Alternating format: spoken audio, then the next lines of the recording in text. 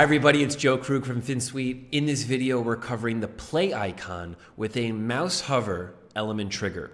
What we're going to do is hover over this video and we're going to play our Lottie icon with hover.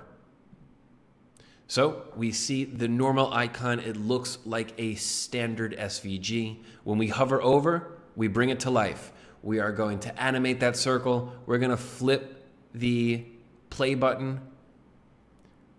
And this could be done with interactions, but there's a lot less steps with a Lottie icon file. So let's look at how this is done. We're going to click on our element trigger, which is our play trigger. And here in the play trigger, we have an element trigger mouse hover. And when I click in, you'll see we have an on hover of play hover in, and we have a hover out of play hover out.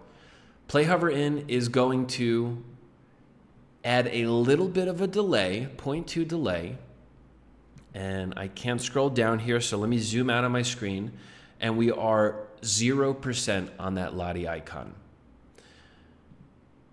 For 1 second, we're gonna go from that 0% to 98%. Nice. And it's just going to happen once. We're not looping this. You hover in, it's going to go 0 to 98. And then when you hover out, we have a different animation that plays.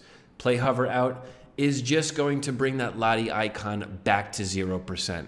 So that when you go to hover back in, it's ready at 0% for that animation in. And you can also notice that we have a duration of 0.5 for the hover out. So the hover out happens a little bit quicker than the hover in. It adds a nice feel to this effect.